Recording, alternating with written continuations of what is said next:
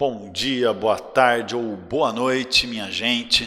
Espero que estejam todas e todos muito bem. E nós vamos falar de história do Brasil hoje mais uma vez, tá bom? Vamos conversar um pouquinho sobre o Segundo Reinado. É a última aula sobre esse tema, onde nós vamos discutir o declínio e a queda do império, da monarquia no Brasil. Maravilha? Para começar a conversar sobre esse tema, eu queria chamar a atenção de vocês para o seguinte. Nas aulas anteriores, a gente já viu vários elementos que estão levando ao enfraquecimento do Dom Pedro II. Que estão levando ao enfraquecimento do Segundo Reinado. Que estão levando ao enfraquecimento do Império no Brasil. A gente conversou que, politicamente, começa a haver um desgaste do imperador a partir de 1870, principalmente. Por quê? Porque nós temos alguns elementos que estão se transformando na sociedade brasileira, na realidade brasileira, não só na sociedade. O primeiro elemento é uma transformação econômica muito importante, que é dupla essa transformação econômica.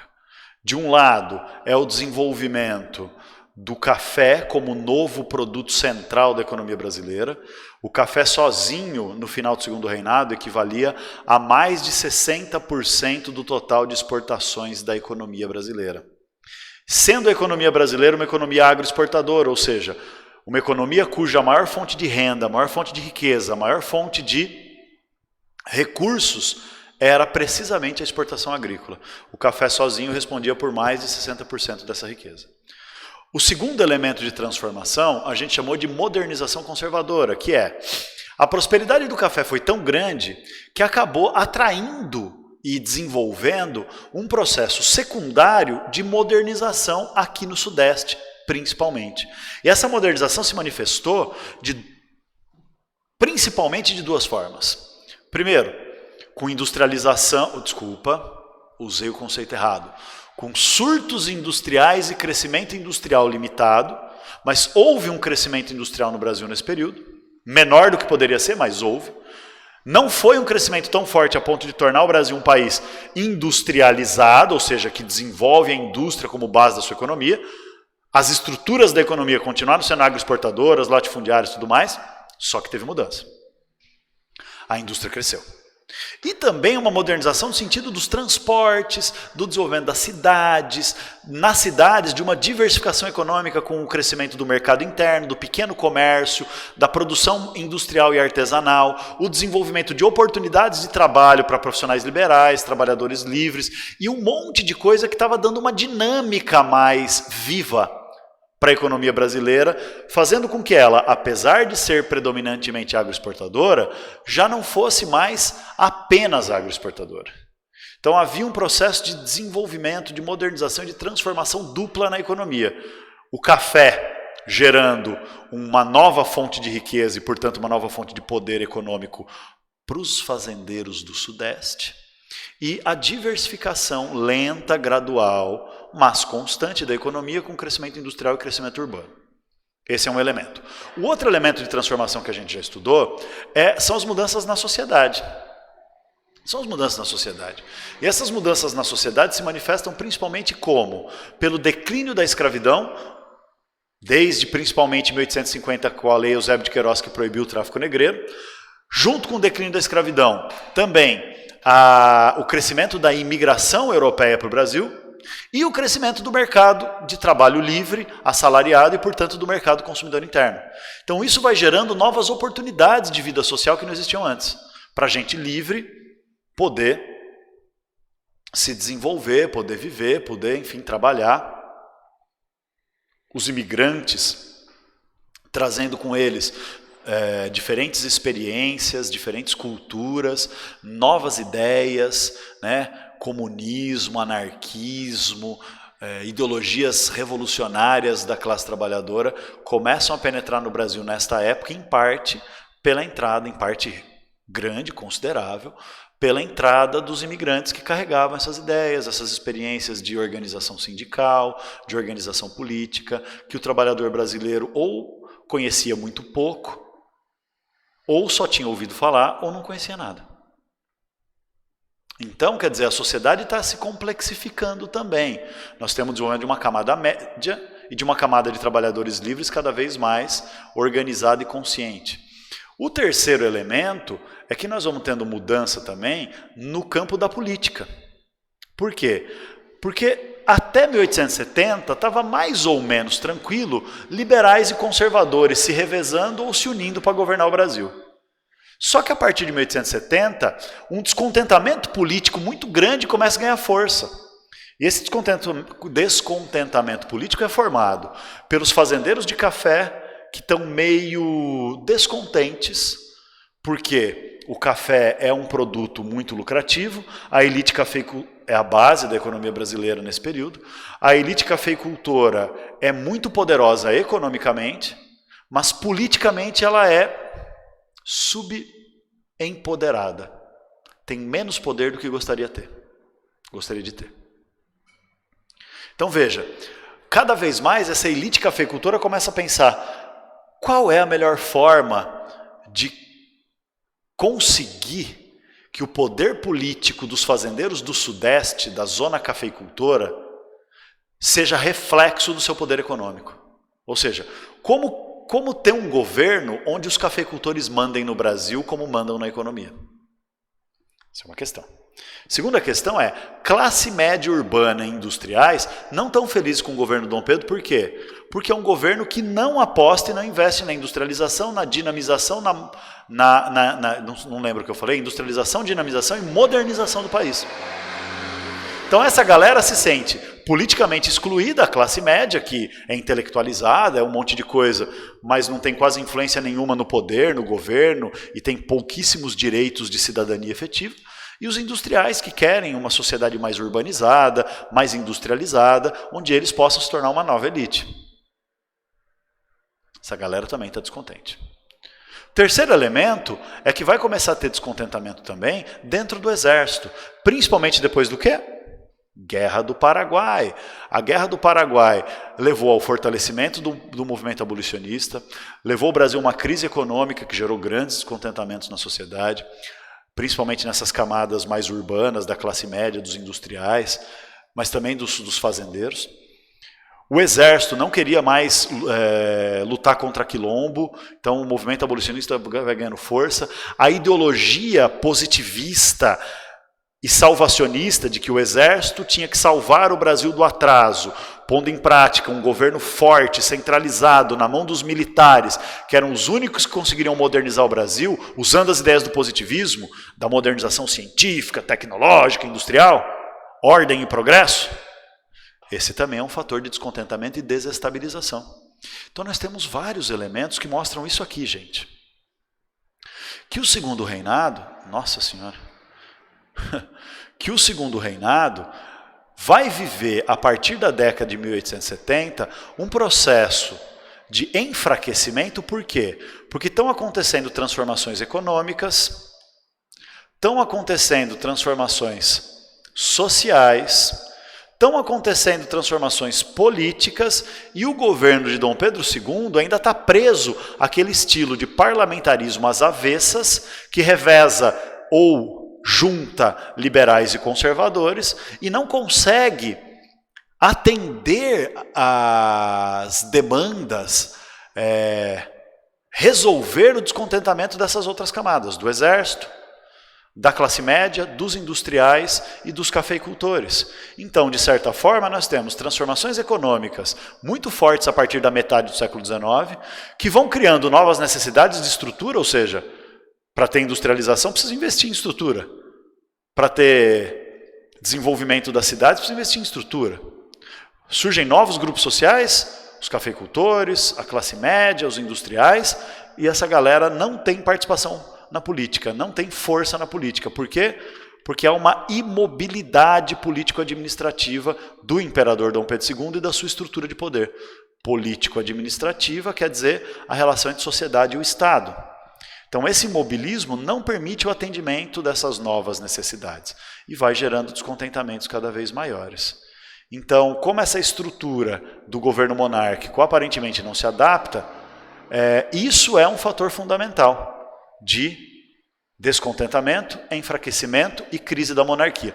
Tanto é verdade, gente, que a partir de 1870 começa a aparecer no Brasil novos partidos políticos chamados de partidos republicanos, que vão defender que a solução para os problemas do Brasil, seja por uma ideia de modernização, seja uma ideia por ter mais poder ou mais direitos ou mais cidadania, seja por uma ideia dos cafeicultores quererem comandar a política, seja os militares achando que precisavam ter um governo forte que impusesse a ordem e modernizasse o país. Seja qual for a interpretação do que o Brasil precisa, muita gente começa a olhar e fala assim, a república é a resposta, porque na república não tem imperador e tem mais facilidade de transformação. Então começa a se formar um movimento republicano no Brasil, com o Manifesto Republicano em São Paulo e a fundação do Partido Republicano Paulista. Vai ter no Rio de Janeiro, vai ter em Minas Gerais, vai ter na Paraíba, vai ter no Pernambuco, vai ter na Bahia, vai ter no Rio Grande do Sul, vai ter em todo lugar o surgimento desse movimento republicano. Tá beleza? Então essas são as condições gerais. Dá uma olhada nessa charge, que divertida. Essa é uma charge publicada numa revista brasileira da época, claramente, da década de 1880, claramente fazendo uma crítica muito pesada ao imperador Dom Pedro II. Ele aparece dormindo, sentado na cadeira, né? Olha ele já velhinho, com uma cara de cansado, mas ao mesmo tempo com uma cara parecida do meu avô um pouco antes de morrer. Meu avô sempre foi um cara muito ativo, sempre foi um cara muito assim, sacudido, que se virou sozinho, que saiu de empregado de fazenda e virou sitiante e tal, não sei o quê. Mas na velhice ele estava assim. Já não conseguia entender muito bem o que estava rolando, tentava ler as coisas e não conseguia ficar muito tempo lendo, acabava ficando cansado e dormia sentado, dormia vendo televisão sentado. E nesse processo não, desculpa, esse tiozinho, que é o Dom Pedro II, é um vovozinho. Ele já estava aproximadamente 40 anos no poder como imperador, ele tinha assumido o trono com 14 anos em 1841, já estamos aí na década de 1880. Foi o mais longo período de governo da história do Brasil, e foi o mais longo período de governo da história do Brasil sem revoltas. Mas as pessoas estavam começando a enxergar Dom Pedro assim, que está dormindo com o poder que ele tem, poder moderador, lembra? Com o país no colo. O País é o nome do jornal, que realmente existia um jornal chamado O País. Ai, cara, eles não sabiam escrever país, escreveram com Z. Naquela época a grafia era diferente. O jeito de escrever país era com Z mesmo e sem acento. Mas na verdade isso aqui é um símbolo, né? É uma mensagem simbólica, que é Dom Pedro dormindo com o país na mão. O que é o país? O Brasil, caralho. Ele é o imperador, ele é o detentor do poder moderador, ele tem a condição de nomear o primeiro-ministro, seja quem for, ele tem condição de direcionar as votações no parlamento para aprovar mudanças nas leis, para tentar modernizar o país, para tentar modernizar a estrutura política, para tentar modernizar a economia, para tentar, enfim, dar uma resposta aos novos interesses e expectativas e nada. O que ele faz? Tem um monte de notícia acontecendo, né? O jornal é isso, um monte de notícia. Olha quantos jornais esperando, Jornal do Comércio, Jornal do Rio de Janeiro, um monte de jornal esperando, Gazeta de Notícias, um monte de notícia então acontecendo, um monte de fatos que exigem a atenção do imperador acontecendo e ele dormindo com o país no colo. Então isso é uma crítica ácida e bastante fulminante, dizendo: esse velho não dá mais conta de ser imperador. Inclusive porque na época estava tendo uma discussão muito grande que o Dom Pedro estava com alguns problemas de saúde e vira e mexe ele estava se licenciando do trono. E estava colocando a sua filha mais velha, herdeira do trono, a princesa Isabel, como princesa regente. Por isso que a gente viu na outra aula lá que quem assinou a Lei Áurea foi a princesa Isabel. Porque ela estava ocupando o trono no lugar do pai, que estava licenciado do trono por problemas pessoais e de saúde. Então veja, esse era um cenário em que a credibilidade, a legitimidade da monarquia em geral e do Dom Pedro II em particular estavam sendo contestadas a cada momento. Para piorar a situação, alguns incidentes políticos vão acontecer nessa década de 1880 que vão acelerar o desgaste do governo imperial e, finalmente, a queda do império. Então a gente tem algumas questões importantes. A primeira delas É chamada de questão religiosa. A questão religiosa não é nada assim de realmente que tenha abalado as estruturas, mas é o seguinte: queimou o filme do governo. O imperador no Brasil, desde 1824, quando foi criada a Constituição Imperial, que oficializou o Brasil como um país independente e criou, né, o sistema de funcionamento dos 4 poderes, aquela coisa toda, uma das coisas que essa Constituição determinou é que o imperador teria 2 poderes religiosos, chamados de padroado e beneplácito. O que eram esses poderes religiosos? O padroado é como se o imperador fosse um padrinho da Igreja Católica. Significa o quê? Que no Brasil havia uma união entre Igreja e Estado. O catolicismo era a religião oficial do país e o imperador tinha por obrigação apoiar a Igreja Católica e, ao mesmo tempo, ele tinha condições de influenciar o funcionamento da Igreja Católica no país.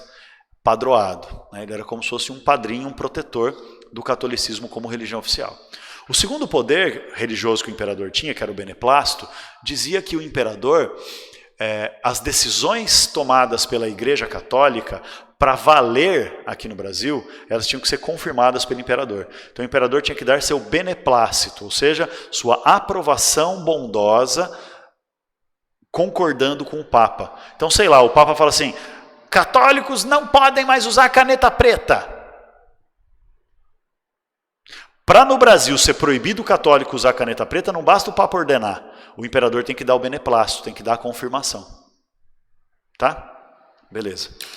Por muito tempo, foda-se. Era poder religioso, mais de 90% da sociedade brasileira era católica mesmo e estava tudo bem. Só que no final do século XIX, o que nós temos? Nós temos uma modernização cultural também, né? uma europeização maior. As modas científicas, filosóficas, culturais da Europa estão chegando no Brasil com mais velocidade, com mais força. Uma dessas modas era o positivismo, o iluminismo, né? Algumas dessas modas: o positivismo, o iluminismo, o republicanismo, o abolicionismo, que vão ter grande impacto, né, na política, na sociedade e na cultura. Mas, em especial, vai acontecer um negócio que é o seguinte: havia lá na Europa uma treta muito forte entre Igreja Católica e maçonaria. Maçonaria escreve com C cedilha, viu, gente? Para quem não sabe o que é a maçonaria é uma sociedade secreta, que eu não sei exatamente como ela funciona, mas ela é uma sociedade secreta que tem lá os seus rituais internos, que são secretos. Ela tem lá a sua hierarquia de poder, que hoje não é tão secreta assim, mas nessa época era mais sigilosa. Eles têm seus locais de reuniões que chamam lojas maçônicas. Na origem, a maçonaria, segundo a tradição que eu conheço, porque tem várias diferentes correntes que explicam a origem da maçonaria. A que eu conheço diz que a maçonaria tem origem naquelas ordens religiosas lá do fim da Idade Média, lá da época das cruzadas e tal, que tinham a ver com a luta contra a ignorância, a luta contra o fanatismo, a luta contra, enfim, esse mundo de trevas religiosas. E que, com o tempo, principalmente no século XVIII, na época do Iluminismo, a maçonaria vai virando uma sociedade secreta de rituais, que alguns dizem que são rituais místicos, orientais, de sabedorias milenares, mas é um ambiente de debate filosófico, científico e político muito forte. Então a maçonaria era um centro, antes da Revolução Francesa acontecer, por exemplo, um centro muito forte de difusão dos ideais iluministas.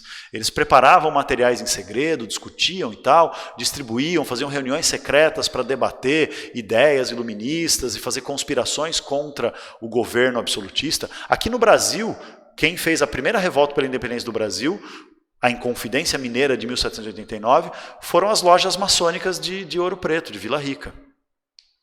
Então, veja, era uma sociedade secreta, científica, filosófica, meio mística, mas de influência política muito forte. E na Europa do século XIX tinha uma treta muito grande entre a maçonaria, que cada vez mais adotava uma postura iluminista e cientificista, de defesa da ciência, e a Igreja Católica, né, que é religiosa, enfim, teocrática e teocêntrica. Chegou a um ponto da treta ser tão grande que os católicos, a Igreja Católica decretou que era proibido ser católico e maçom ao mesmo tempo. E que todos os maçons católicos ou tinham que escolher, ou era maçom ou era católico. Se resolvesse continuar maçom, tinha que ser expulso do catolicismo. E essa ordem do Papa lá em Roma chegou no Brasil, tinha que excomungar. Excomungar é expulsar da comunhão, expulsar do pertencimento dos católicos as pessoas da maçonaria. Só que o imperador era maçom, um monte de bispos e padres eram maçons, a elite agrícola era inteirinha maçom, porque no Brasil a maçonaria ela tinha muito essa cara de ser uma espécie de clube dos poderosos. Não é só isso, tá bom? Por favor, não entendo que eu estou dizendo que a maçonaria existe para isso, mas no Brasil ela foi ganhando no Segundo Reinado e na República essa cara de ser uma espécie de união dos poderosos para meio que governarem o funcionamento do país, da economia, enfim. E a maçonaria, então, tinha muita influência dentro do governo. Porra, o próprio imperador era maçom. Então, nesse cenário, o que vai acontecer? O Dom Pedro vai usar o seu poder do beneplácito para dizer não para o que o Papa fez, para o que o Papa decidiu. E não vai deixar essa decisão ser aplicada no Brasil.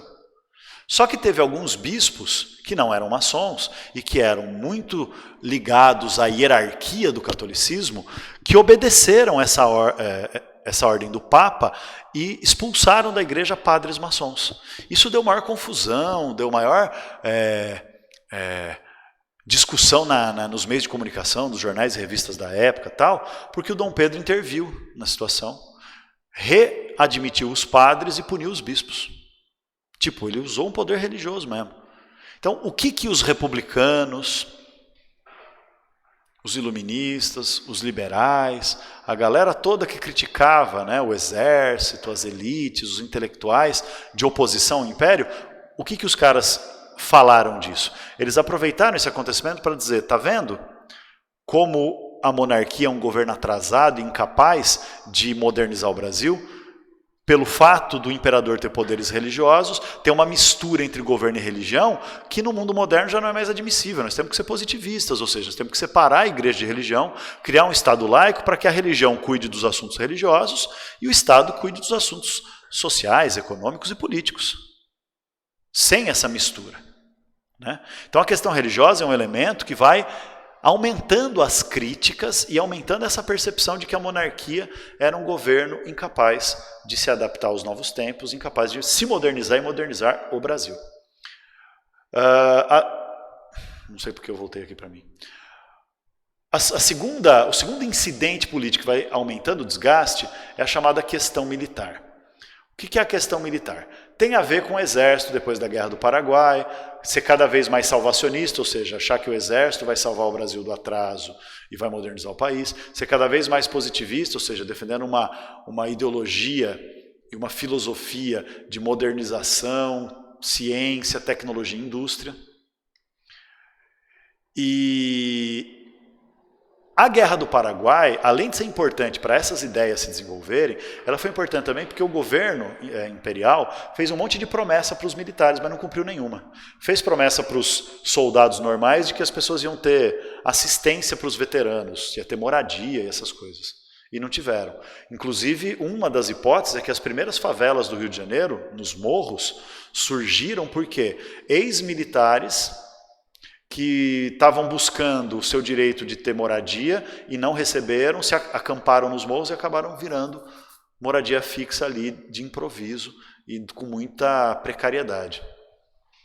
Além disso, os oficiais do exército, os altos comandantes do exército, como é o caso do Marechal Deodoro da Fonseca, que é um militar que vai comandar em 1889, o golpe militar que vai expulsar Dom Pedro do trono e vai transformar o Brasil numa república por uma ação militar, esses alto-comandantes do exército, eles tinham recebido promessas de que teriam maior participação no governo e maior influência política, mas isso acabou não acontecendo. Essa questão militar tem muito a ver com o choque de disputa de poder entre os ministros do governo Dom Pedro II, que eram militares, ligados às áreas militares mesmo, e os ministros que eram civis, que eram pessoas políticos e pessoas da elite, ministros da economia, da justiça, sei lá o que, etc., que não queriam essa ascensão dos militares. E Dom Pedro estava mais do lado dos civis do que dos militares. Então, isso vai desgastando cada vez mais o apoio de Dom Pedro dentro do exército, das tropas, e dentro do alto comando militar também, por causa de negar esse poder político. A abolição da escravatura vai ser uma espécie de gota d'água. Por quê? Não porque Dom Pedro acabou com a escravidão, né? Quem assinou foi a princesa Isabel, mas é o Segundo Império, é o reinado de Dom Pedro. Não porque ele acabou com a escravidão, a gente já sabe que a escravidão estava acabando por si só, desde que acabou o tráfico negreiro. Quando a escravidão acabou no Brasil, mal tinha 400 mil escravos no país inteiro. Alguns falam em 200 mil escravos só, alguns historiadores. A gente não sabe ao certo, porque depois que acabou o Segundo Reinado e veio a República, o primeiro-ministro da Economia deu ordem de queimar todos os documentos relativos à escravidão, dizendo que era para apagar essa vergonha da história do Brasil, e aí fudeu com a gente, né? Com os historiadores, que perderam valiosos e preciosos documentos para estudar a história da escravidão no país. Mas tudo bem não, que bosta, mas fazer o quê? Então o problema não está na abolição da escravidão, a escravidão estava acabando por si só. O problema está onde? O problema está no fato de que o Dom Pedro II não pagou a indenização que os grandes fazendeiros achavam que mereciam, que queriam, que exigiam a indenização, porque eles diziam: o escravo é uma propriedade privada, é uma mercadoria que nós compramos e nós somos donos. Se o Dom Pedro, o governo imperial, tira a nossa propriedade e não nos paga indenização, quer dizer que é um governo que não respeita a propriedade, e pode ser então um governo que coloque em risco a elite ao, por exemplo, defender reforma agrária, que é não respeitar a propriedade sobre a terra. Entendeu? Então por isso que a monarquia vai perdendo seus apoios. Não tem apoio dos cafeicultores, que querem mais poder e não tem. Não tem apoio da classe média dos industriais, porque querem modernização e não rola. Não tem apoio, está perdendo o apoio do exército, porque o exército é salvacionista e positivista e está descontente. Vai perdendo o apoio dos grandes fazendeiros, porque eles estão descontentes com não ter acontecido indenização pelo fim da escravidão. Então Dom Pedro está ficando isolado. A gota d'água, além disso, tem a propaganda do Partido Republicano, como a gente viu na charge, né, do partido e do movimento republicano, tentando criar essa imagem de um governo incompetente, ineficaz e atrasado, com um imperador velho e decrépito que não consegue resolver mais nada. Principalmente aqui em São Paulo, no Sudeste em geral, essa ação de propaganda dos republicanos é muito forte. A gota d'água foi o plano reformista do Visconde de Ouro Preto. Olha o que o Dom Pedro faz. O Dom Pedro nomeia um novo primeiro-ministro, em 1889. Esse novo primeiro-ministro é o Visconde de Ouro Preto, um político mineiro. E ele diz para o Visconde de Ouro Preto assim: Visconde de Ouro Preto, faz um plano de reformas e mudanças que a gente coloque em prática tudo que o Partido Republicano está dizendo que é necessário para o Brasil sair do atraso e virar um país moderno. Então nós vamos quebrar as pernas do Partido Republicano. Vamos fazer antes deles o que eles dizem que vão fazer se chegarem ao poder. Com cuidado, o único cuidado de não acabar com a monarquia, que é uma das propostas dos republicanos. Beleza. Então Dom Pedro vai lá, o Visconde de Ouro Preto vai lá, faz o plano, Dom Pedro aprova esse plano, o plano vai ser aplicado, que diz basicamente o seguinte, que gradualmente o poder moderador ia ser extinto, que ia deixar de existir Conselho de Estado, né, para ter um grupinho de pessoas escolhidas pelo imperador para ter influência sobre o governo, que ia ter só 3 poderes equilibrados, separados, independentes e autônomos, cada um com a sua função e um fiscalizando o outro, aquele equilíbrio de poderes que o Montesquieu falava desde o Iluminismo, que ia acabar o voto censitário, ia ter voto livre para os homens, as mulheres continuariam excluídas, mas ia ter voto livre, que o voto não seria mais indireto, seria voto direto, as pessoas escolheriam seus representantes para o parlamento diretamente, não teria mais aquele lance de escolher um representante que escolhe o deputado, que escolhe o senador. O imperador não nomearia mais os senadores, o Senado não seria mais vitalício, e propunha a reforma agrária. A hora que os grandes fazendeiros viram isso, eles falaram assim, chega, agora não tem mais como apoiar Dom Pedro de jeito nenhum. Sem apoio nenhum, isso abriu espaço para quê? para que os republicanos tomassem o poder. Quem lidera o movimento é o exército, na figura do Marechal Deodoro da Fonseca, que era ministro do Dom Pedro até poucos meses. Saiu do governo imperial e de repente virou um apoiador da República. Por quê? Porque tinha interesse no governo da República, tinha interesse em ter poder nesse novo regime que ia nascer. Então, no dia 15 de novembro de 1889, e é por isso que esse dia é feriado nacional, porque é o dia da proclamação da República no Brasil. Na verdade, a proclamação da República foi um golpe militar mesmo, porque não teve grande participação popular, até teve uma parte do povo, principalmente nas cidades, as classes médias, e a população que tinha um pouco mais de informação e tal, uma parte grande dessa galera apoiou a proclamação da República. Mas não teve um movimento de rua, que o povo foi para a rua para fazer uma revolta contra a monarquia. Os ex-escravos até ficaram tristes e até ensaiaram defender a monarquia, porque viam no Dom Pedro II o cara, né, na Princesa Isabel especialmente, as pessoas que garantiram o fim da escravidão. Então tinha uma certa polêmica nas camadas populares mais pobres, se era a melhor coisa derrubar Dom Pedro ou não, mas no fundo o povo apertou foi a tecla foda-se. Porque o povo sabia que tanto faz monarquia ou república, o povão mesmo ia estar excluído do poder, ia estar excluído das condições de cidadania. Então, na verdade, foi um movimento dos militares, que deu um golpe de Estado, né, desrespeitou a lei, derrubou Dom Pedro, não consultou o povo, não teve grande movimento popular apoiando. Quem apoiou a República foram os partidos republicanos, obviamente, e dentro da sociedade como um todo, não só dentro da política, dentro da sociedade, os cafeicultores, a classe média e os industriais. E parte dos grandes fazendeiros muito putos com o fim da escravidão sem indenização. E é isso. Não foi um movimento de massa, não foi um movimento popular, foi um movimento elitista, militarista e foi um golpe de Estado. Se é legítimo ou não, blá blá blá, mano, isso não é a discussão. A discussão é, acaba a monarquia em 15 de novembro de 1889, começa a República no Brasil e nós acabamos a nossa última aula sobre o período do Segundo Reinado no país. Espero que vocês tenham gostado, espero que vocês tenham conseguido acompanhar bem e a gente se encontra nos plantões de dúvidas online por aí para conseguir amarrar todas essas ideias. Tá bom, minha gente? Muitíssimo obrigado pela atenção e pelo carinho, pelo respeito de vocês e até a próxima videoaula. Um beijo.